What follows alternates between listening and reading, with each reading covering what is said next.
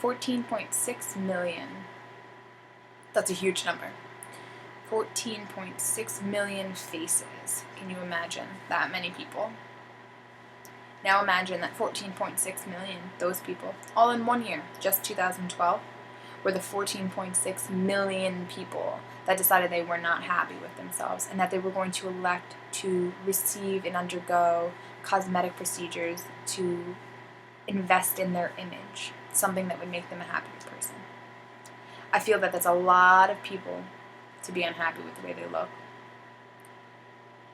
My younger sister came home from school the other day, and a couple weeks ago, and she said, "Oh yeah, guess what? So-and-so got her graduation gift." I said, "Okay, yeah, what was it?" And she says to me, "Oh, her parents are buying her breast augmentation." 18 years old. And then my sister continued to inform me that there were multiple students, her fellow peers, that were actually receiving breast augmentations as their graduation gifts. So on their 18th birthday, they were going to undergo surgical procedures to enhance their breast. So that being said, I decided that my persuasive topic would be best put towards something that interests me. And I did a lot of research, and at the end I still feel that cosmetic surgery at the end is completely dangerous to someone's health. There's so many different risks associated to someone's health to undergo these procedures. And if at all possible, plastic corrective surgery should be avoided at all costs. Today during my persuasive speech, I'm actually going to go over a couple of different factors. We're going to talk a little bit about why people are getting plastic surgery, what that root cause is.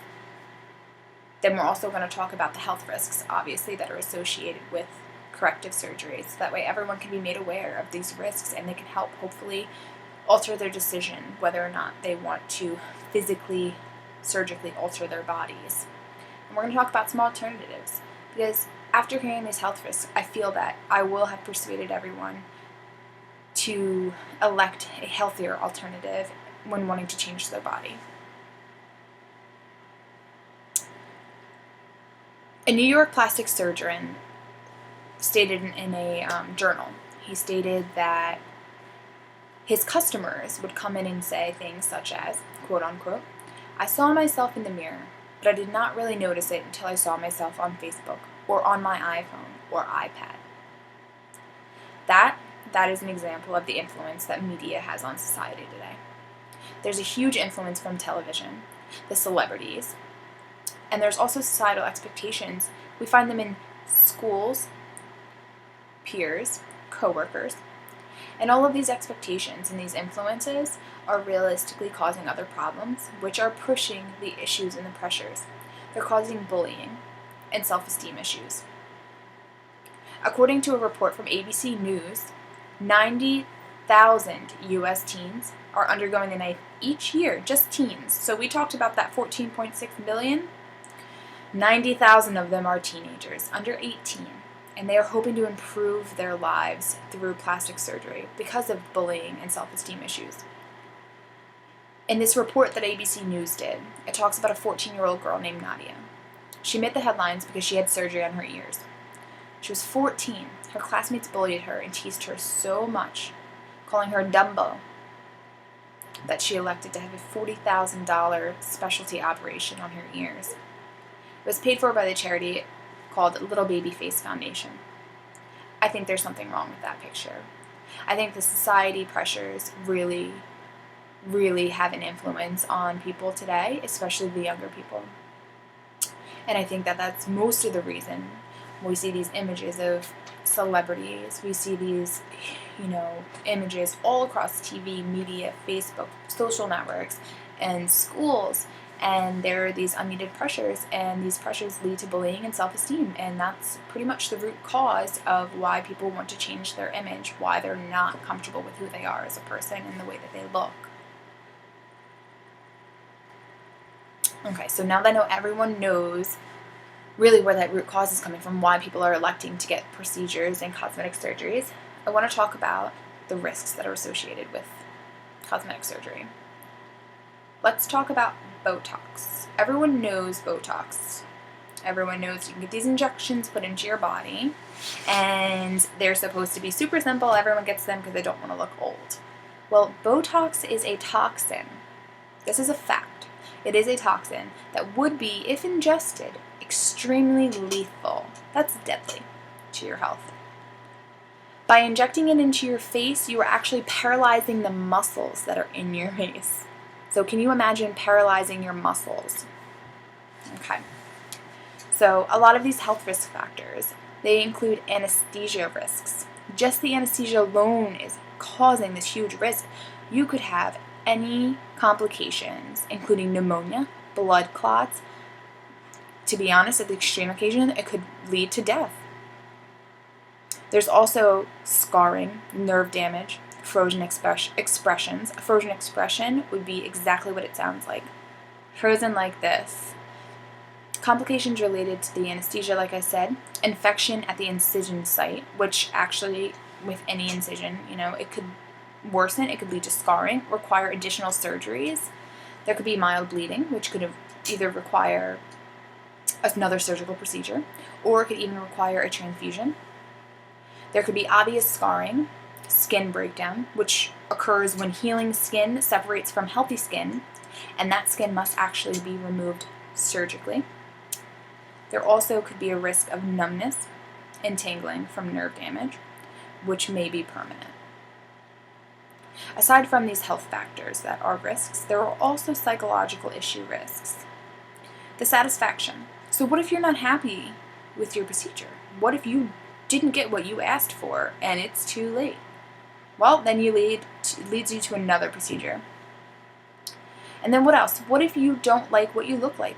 There's actually a scientifically proven issue psychologically after cosmetic procedures.